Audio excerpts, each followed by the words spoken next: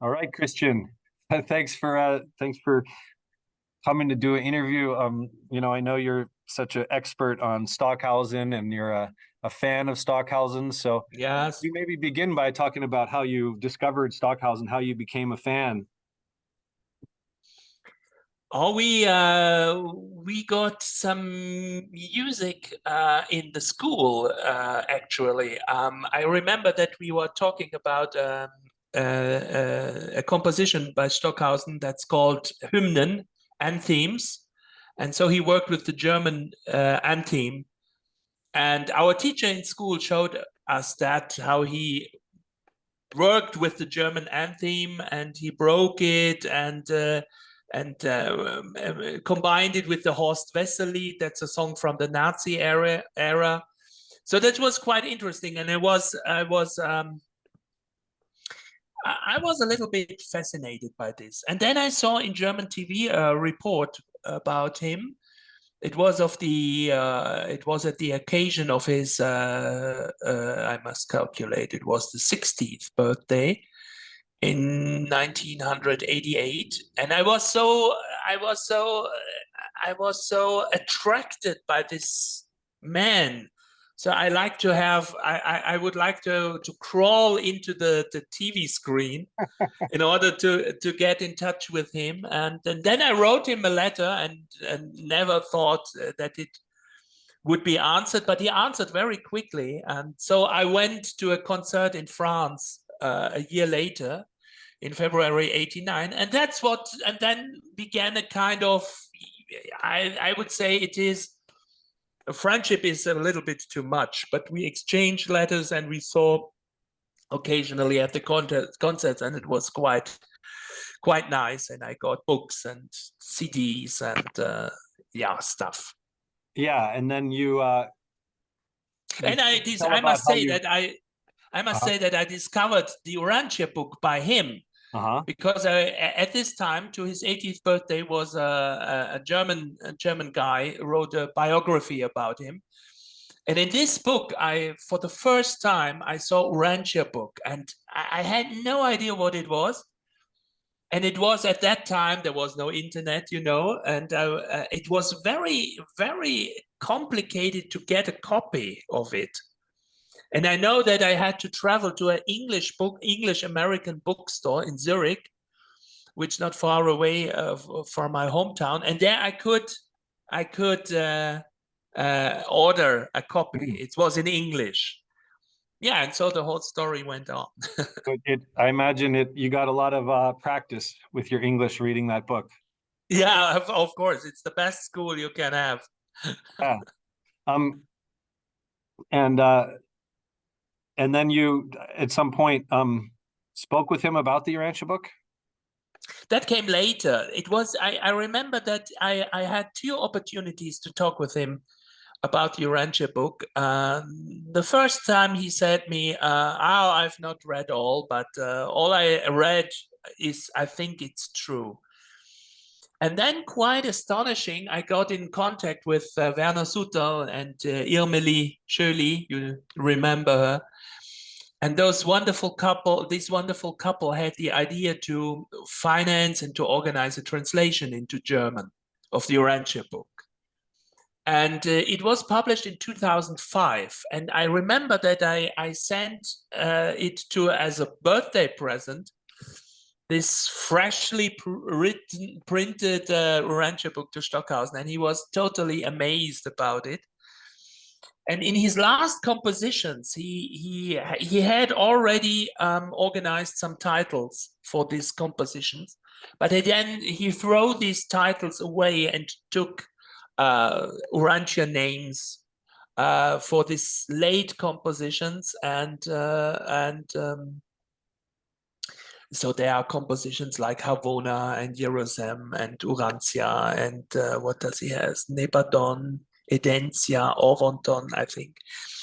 And then at the last occasion when I saw him, it was in 2007, the year he died. I saw him last time in summer, and then he told me, he was, later I learned that he was sick and that he believed not to be on this planet at the occasion of his 18th birthday. So he told me when we met the last time, you know, I now tell people what I will do in the world beyond, and the people are totally shocked. And then I say to these people, I'll give you something to read. And I know that he ordered at Werner Sutter a lot of copies of the Urantia Book, of the German version of the Urantia Book, to give it to people. And I know to his doctor and to a guy from the local bank, and I would like to know what those people thought about getting this thick blue book and what they made with it.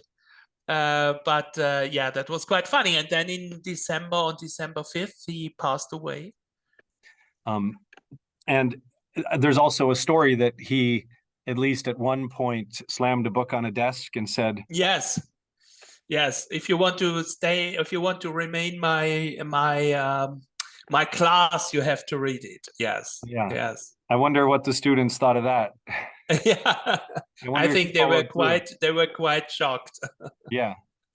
I wonder, and you also have talked about that it's a little frustrating that there are a lot of Stockhausen scholars who fail to understand or appreciate how much the Urantia book has influenced his work. Maybe because they're a little bit annoyed about the book, or they find it a little bit unflattering. I think it is too toxic for them, you know, that they say, oh, it is a dark source and a little bit gothic, and I don't know how to describe it in English, but I think they they want to stay away with it. But there are some very good scientific analysis about the relation between Stockhausen and the Urantia book. Yeah, and you wrote one article. Or you have at least one. Yes, I wrote several ones. Yeah. And I found a few other musicologists who have talked about this. But yeah, I guess it's probably that a lot of times maybe sort of scientific-minded people don't like things that are esoteric, and maybe some of them are also Christian, and they don't like that it's different from standard Christianity. Because I've read in some message boards people saying that his predominant influence was Christianity, and then they're debating whether or not that's true. The influence of Stockhausen. Yeah. Yeah, I think it is quite interesting. So perhaps if I have a lot of time, I will write a kind of spiritual biography about him, because he started as a very Orthodox Catholic. And then in the 60s, he opened towards Eastern philosophy, especially to the philosophy of Sri Aurobindo, of the great Indian master. And then came the Urantia book. So I think he opened his mind totally for other influences. So he was, at the time, he was always influenced by Christianity, but he was open to all religions. Yeah. It's interesting to read about how he said music often just came to him, either in daydreaming or in dreaming when he's asleep. Yeah. And I think what the Urantia book made was so fascinating to him was he was a man who always searched for the combination between the structures in the atom with the molecules and the galaxies, because he said these are musical laws and musical structures. And so one of his very crazy last compositions is called Cosmic Pulses. Perhaps you can publish a link to it. It's on YouTube too. Okay. And so he always searched for this relation. And I think what made him, what makes people, not only him, but people who work with music, so fascinated by the Urantia book, is the fact that there is a absolutely order, a well-structured, composed, universal cosmic order. So it is like the score of a huge composition. And I think also the Urantia book itself has the structure of a score. So it always goes from the small to the big, and from the great to the smallest. And I think that's what musicians is fascinating. That's interesting. I've never heard that perspective before. I have heard it compared, just turning on the lights again. Uh, I've heard it compared to a symphony, the way that there are all different themes woven together. Yeah, yeah, But yeah, wow, that's really interesting. And also that, I've done more research about the person who gave him the Urantia book, and yeah, it's it's quite fascinating that I think he showed him the part about the celestial musicians, so maybe that yeah, fascinated him, because if yeah, he's getting music, if it's just coming to him, maybe he thought that the celestial musicians were working with him. yeah, Because yeah. I mean, he's quite controversial, but he certainly was. I can't say that I really have come to study and understand his music, but he's definitely very pioneering and considered a genius, from when he was very young, right? And it seems Hmm. like he was someone who was completely consumed by music. Like that's all he Hmm. thought about. Hmm. Hmm. Did you get to like experience his personality, or how would you describe him as a musician and as a person?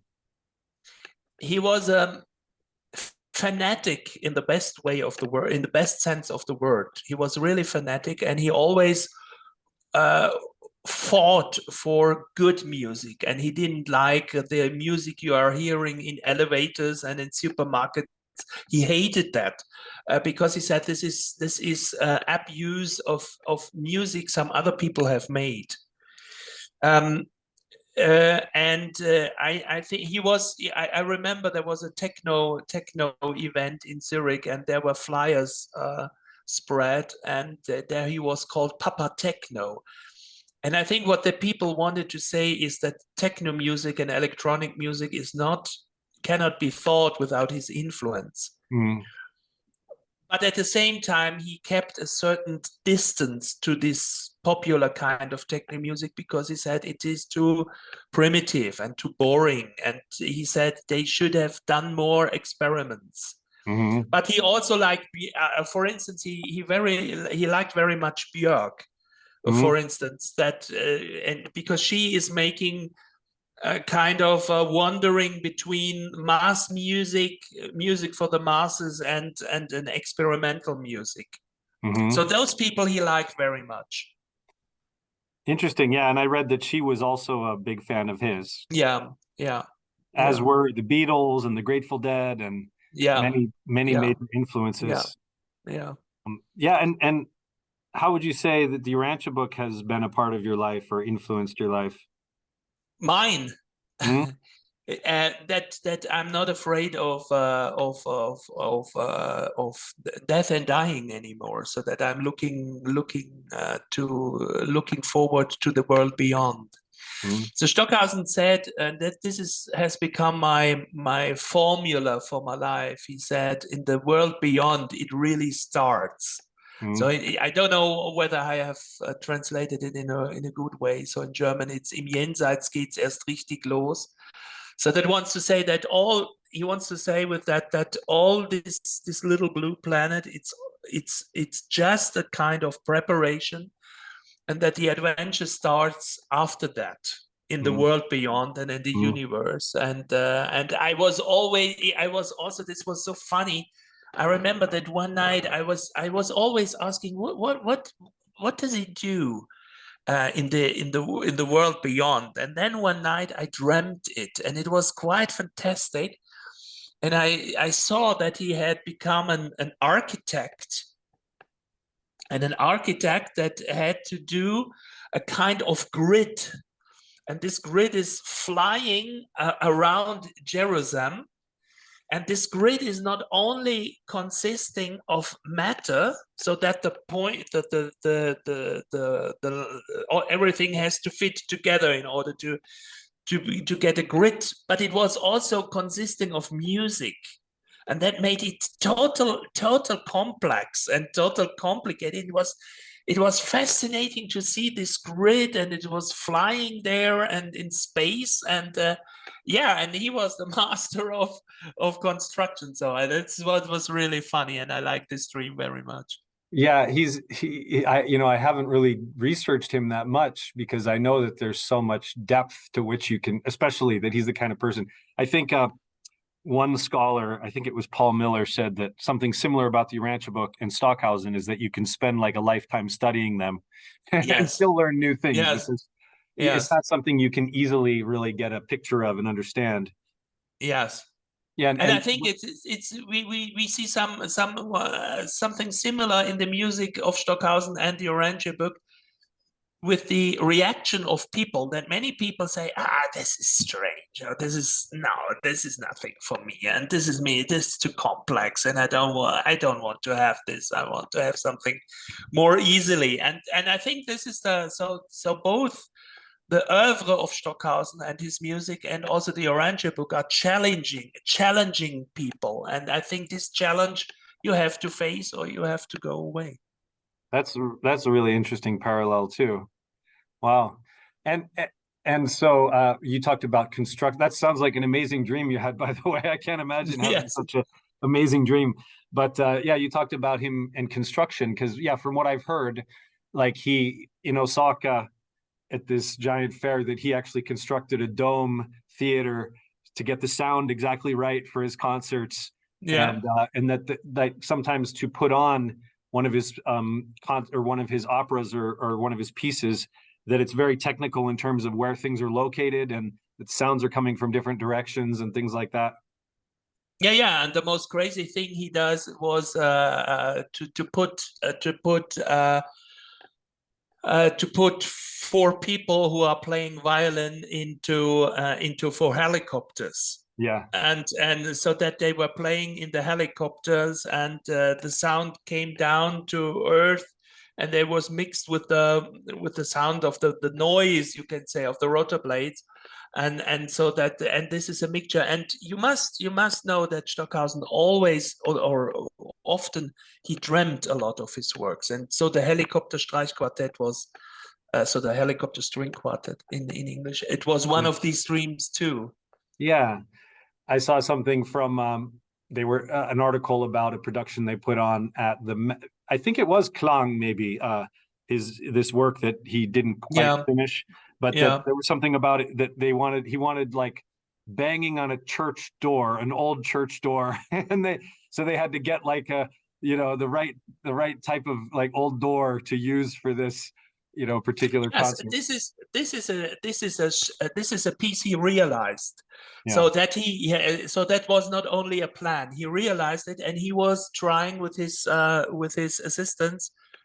He tried to bang on old church doors, but they were not good enough for a sound, and so he constructed a new door. So he constructed with different with pieces of different woods, of different trees, so that when you bang on one another, you can it sounds other than it bangs. You bang down. It sounds in another way than when you bang up. So That's and really this is interesting.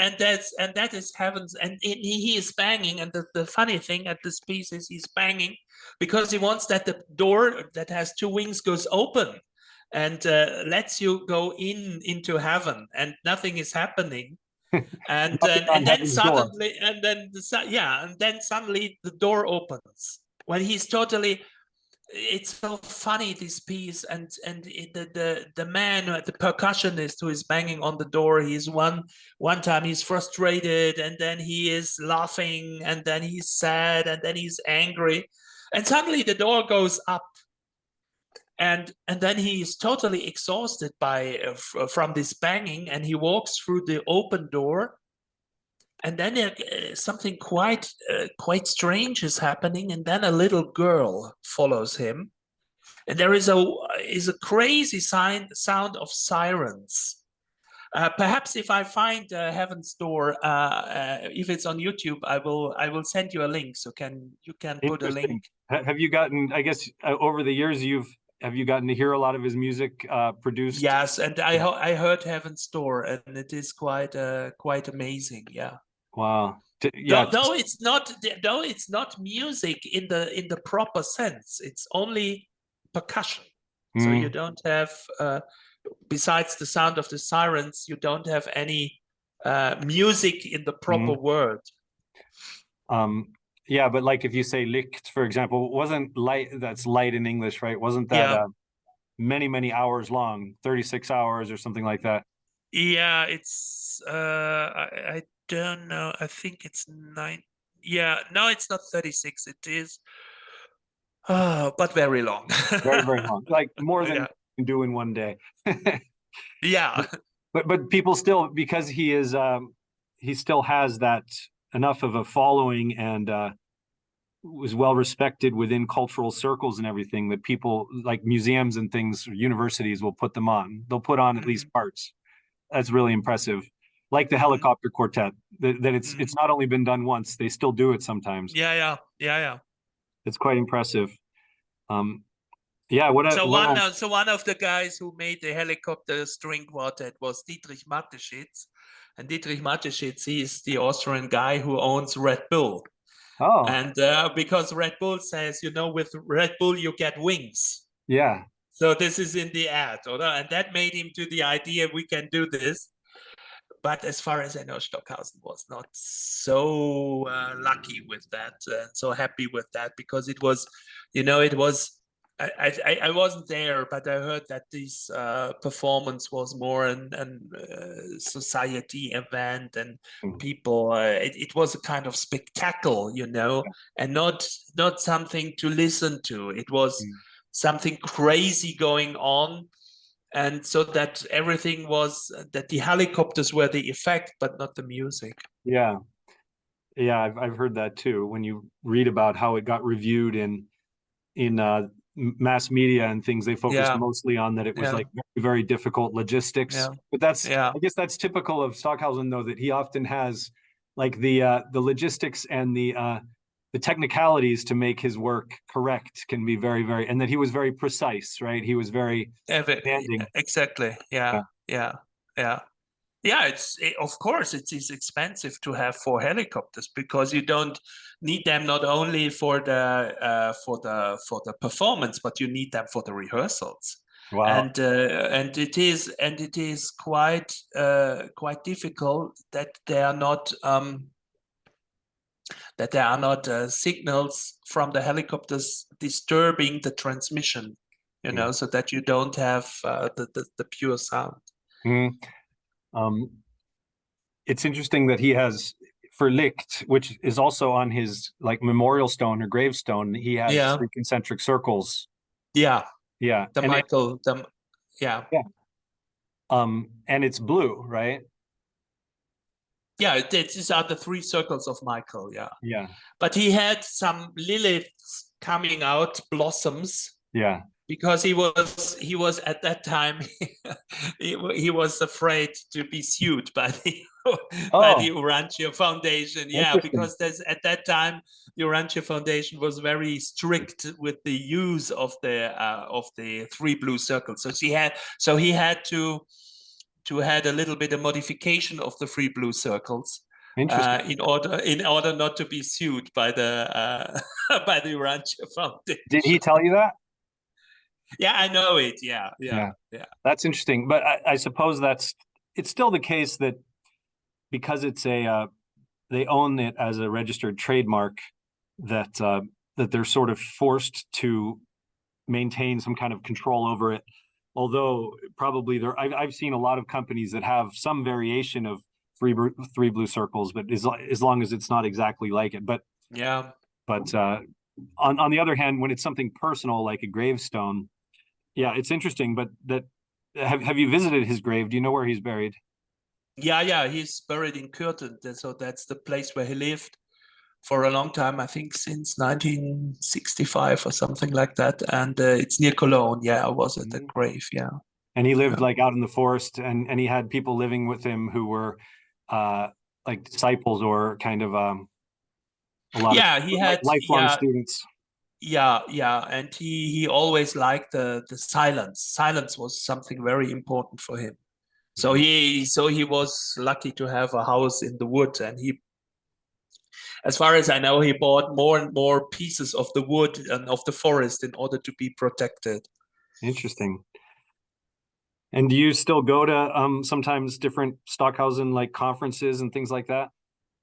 Yeah, I visit concerts when they are, and I'm very curious what will happen in 2028 when we can celebrate his 100th birthday. So I hope that it will be a Stockhausen year.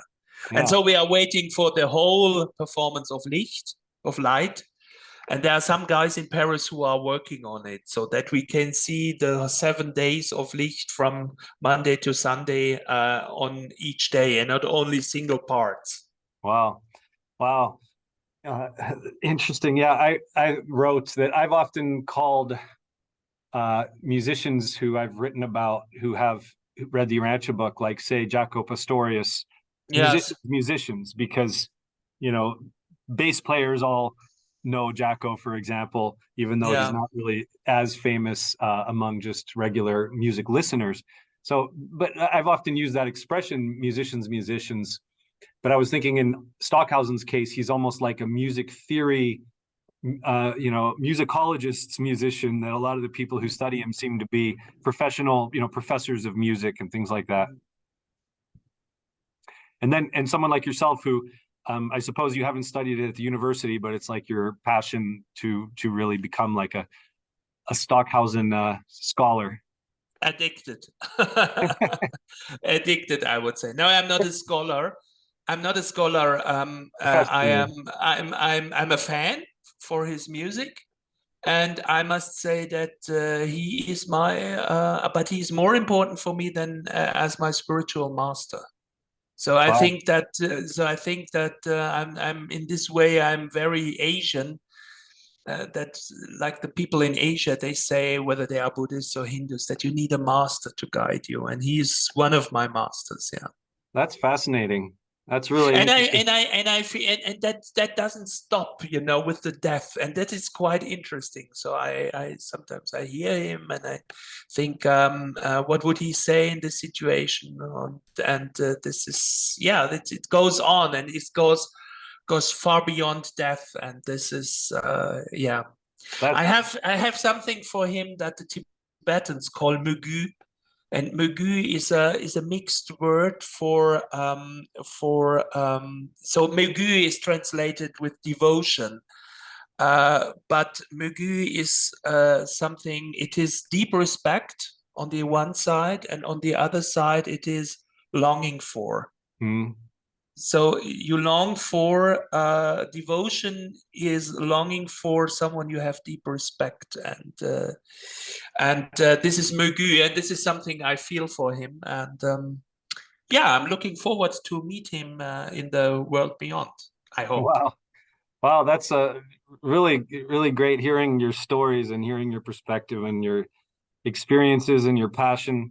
I'm so glad we got to do this. I've been researching these topics and writing about it, and it really I learned so much from talking with you just in Mm. this half hour. So thanks so much, Christian, and I hope we can Yeah, talk more you're again. welcome. It was fun. Yeah, and you're in Switzerland now. Yeah, I'm Switzerland. Yeah. Yeah. Well, I hope you have a nice spring there, and I look forward to talking more. Oh, we have each day we have different weather from snow to heat. Here in Sweden, it's the same. It's Oh, the okay. It's same. totally crazy. Yeah. Well, take good care of yourself. Thank you so much. Yeah, take care.